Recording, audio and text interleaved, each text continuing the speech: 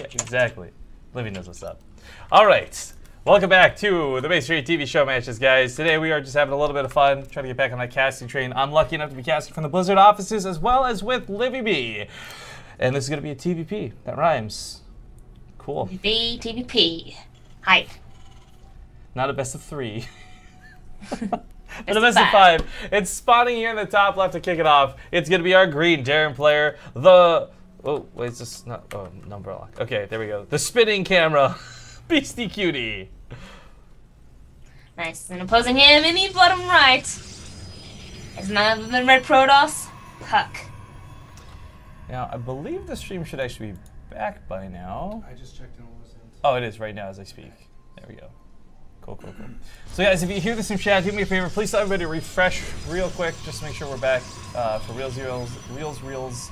I had to stick us back in Team Liquid, so everything just falls apart here. But anyways, thank you so much for joining us for the show matches today. Just having a bit of fun. Again, it's $75 per match. Winner gets $50. Loser gets $25.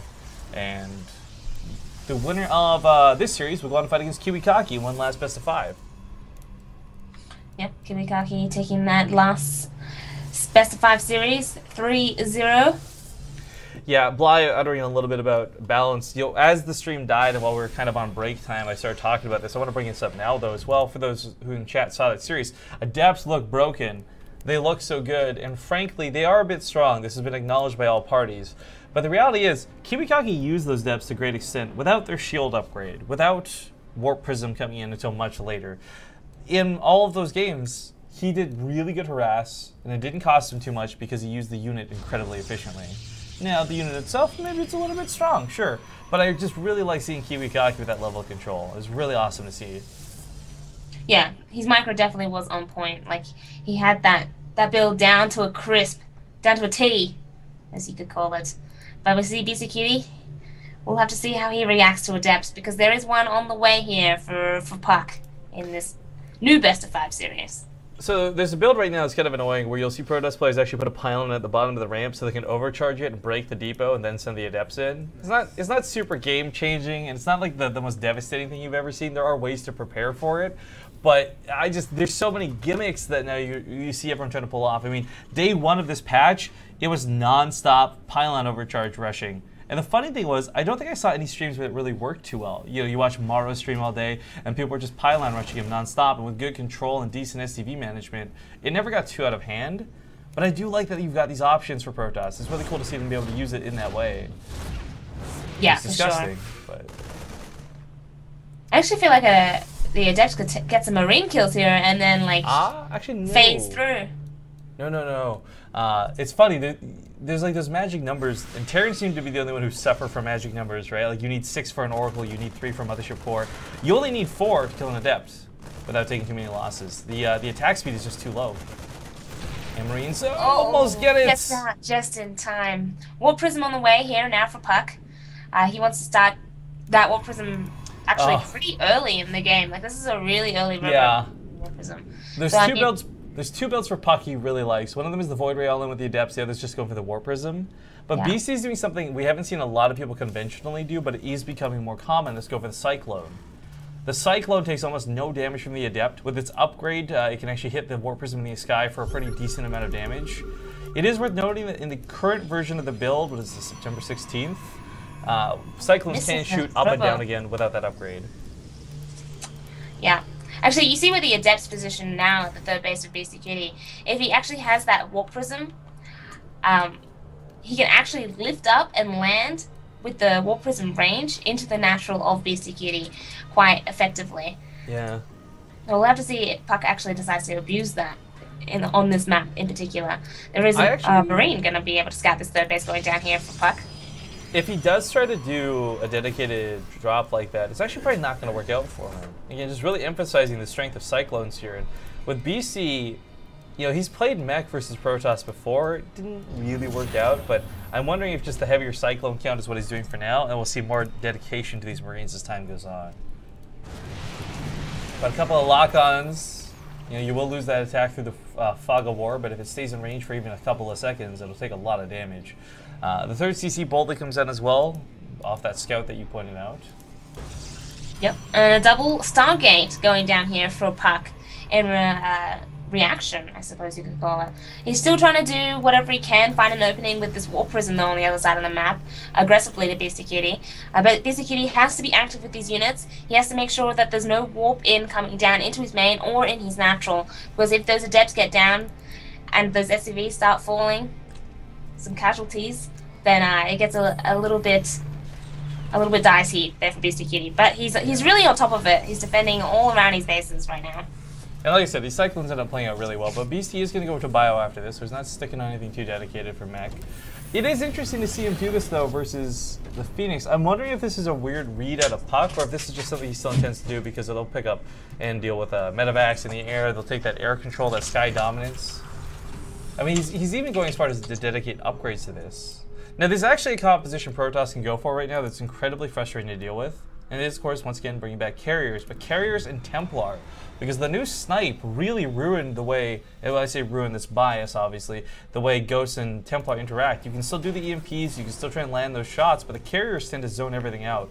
And you can't snipe off the observers as easily as you used to. Revelation makes Ghost cloaking sometimes impossible. So Storms end up dominating everything. Storms are always really good, all the time for Protoss. Yeah, but even more so, I suppose. The only time I've really seen mass air get shut down was a couple times we've seen people go mass Widow Mines to counter it, but I don't know if that's something BC's going to be even thinking about. Hopefully his bio can carry him through. Bunker does get denied here at the third, but Command Center's still on the way. Yeah, Puck behind this, just saturating up all three bases quite comfortably while continuing that Phoenix production. Dominating that air, while Beastyqt, he's going to be taking his third base as well. Hang on, Olivia. I need to take a shot fired here at my Blizzard friend. Did you remember that number? I used to say 1,400 instead of 800. That was a good time. No, I'm just teasing. Oh my gosh. No, Chase is actually really awesome. Like he's just sitting here like shut out watching the matches. A Ghost Academy going down here as well for Beastyqt. We're going to be able to see those EMPs pretty shortly, I suppose. Yeah. Fourth base going quite confidently, actually. The EMP is an absolute necessity for dealing with the Adepts. It's almost a straight up hard counter. It's just they get so bad once you actually tear through it. But I am really curious. They did talk about the change to the Adepts. They're going to make it, was it armored, I think was what they were talking about for it. So we'll see if EMPs are still as necessary if that's the case. Yeah, I'm not sure. I guess we'll find out in this game. And so far, both players playing quite passively. Oh, there we go. Oh, but the Phoenix is coming across the map now, looking like they want to do some aggression, maybe to the mineral line of Beastyqt at the third base. Maybe even pick up some medivacs in the process. Yeah, it's not been too medevac heavy so far, but that fleet beacon is going to need to be scattered by BC. I'm pretty sure in the back of his mind he knows that carriers are probably inevitable, but actually confirming that fleet beacon's down tells you a lot about timings. Nothing's worse than getting caught off guard by the carrier transition. Because unfortunately, and the reality is, Vikings can't deal with carriers that well. They're just not equipped to deal with them the same way that they are, say, Broodlords or Corruptors even. But that new Ghost speed is really nice. Their new snipe ability is pretty cool if you can ever land it, but it's usually just not something you're going to do. So EMP strictly is pretty much what they're made for. The nice thing too is Ghosts do bring a lot of anti-light damage, so they'll be able to kill the Phoenix as well as the Adepts very quickly. Yeah, Beastyqt, he's looking to take down this fourth expansion from Puck. I like these Widow Mines and the Ghosts being left behind, potential bait. Phoenixes or the Adepts going over. Either of these two Widow Mines can be really devastating. In fact, an EMP might land here on the left side. Will the Adepts take the Widow Mines from the right? No. Dodging out of this. Widow Mine's going to go off on top of the Zealots. Backing away for that splash damage. Oh, the EMPs don't go off, though. He misses them on the Phoenix, and now he can just kill everything. Beasty's army's going to get wrecked through this. Yeah, so much damage getting done to Beastyqt's army right now. I mean, he did get the fourth base, but so much of his units are being shredded because of this. You know, it was not even the Adepts that were so good in that fight. The crowd control from the Phoenix, just lifting the bio so they couldn't shoot, was crazy. BC and Solus, Puck, they do trade out evenly, but not entirely evenly. Because again, there's a carrier transition behind this that's coming up. Yeah, fact, and BC has to be prepared for this. Like, he's still producing Marauders, and Marauders don't shoot up. He's got 3 Widow Mines in production as well. Famous zombie grub lines. Marauders should shoot up.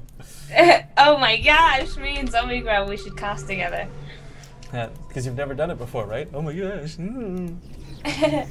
That grill hype at Hell It's a Boot time.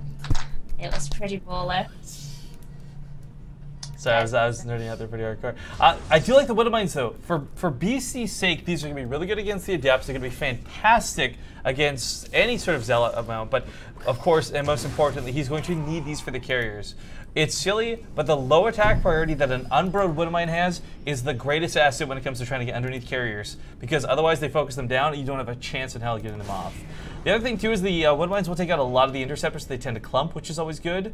If you get the carriers, obviously that's the best case scenario. But BC is fully aware of what he's dealing with now. And unfortunately, Adepts are really good at clearing out Marines. The carriers are really good against everything, period. I mean, it's still, for me, this crazy unit that was just garbage. You've been taught for 5 years of StarCraft, Wings of Liberty, and Heart of the Swarm. Don't make carriers. They're terrible units. Come the beta, one small change, oh sorry, I guess it was like 3 small changes, and they became these incredibly powerful late game units. I agree, and with the Phoenix support as well with those carriers, it makes it almost impossible for Beastyqt to make Vikings to, I guess, outproduce the Phoenixes and then try and take down the carriers after that. It's just going to be so difficult for Beastyqt to deal with. Maybe he doesn't even go for the carriers. I mean, they are quite slow. He could maybe go for more of a base trade scenario. I feel like Terran definitely comes out ahead in a base trade scenario, having their buildings mobile. This is the first game I've ever cast with a medevac upgrade actually being used. And I'm wondering if this is just because he has all of his other upgrades. But the medevac boost, guys, for those who don't know, it's already lasting pretty long. This makes it last 50% longer. So these medevacs will be able to just kind of boost around for a very, very long time. And that's pretty awesome. Running directly on top of the Adepts, though, in the main. This does draw a couple of the carriers back. The nice thing, though, is you can just dump the interceptors. Oh, he just recalls instead. That works as well. Gonna recall out as well. Yes. You can just dump the interceptors, though. So where do you recall? The third? Gonna move up this way. There are a couple of Widow Mines that you'll have to be careful of. The cannon can see these. Even the Phoenix have to be careful of this. Oh! I can't believe you actually lift those in time! The Widow Mines do get taken out. They should have gotten their shots off. Now the Bio's running for its life. The medevacs go down, but the carriers are going to clean this up too easily. And for Beasty, the question is, how do you deal with this army? What's the compositional choice? He's going for a nuke! Oh, nukes is so awesome to see. I mean, if he can execute this, it will be absolutely amazing. But Puck is going to be the aggressive one now. He's at 184 supply. He's thrown down a Dark Shrine behind this, so if, you know, maybe he might go into the multi-pronged Dark Templar attacks, which gets really frustrating if you don't have those missile turrets or army in place to defend it. But this is going to be extremely difficult for Beastyqt to deal with. I don't know what he's going to be able to do. Like he's got a decent number of Vikings, but with the Phoenixes and that many carriers, he's not. The problem is you can't one volley a carrier down. Like when you fight Colossus, that's a potential, that's a possibility. You're not going to have that same option here when you fight carriers.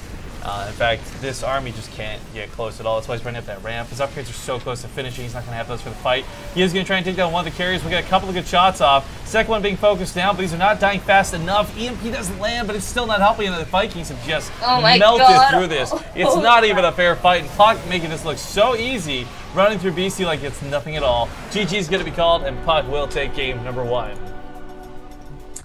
Oh man, it was all downhill once the carrier production started, Rifkin.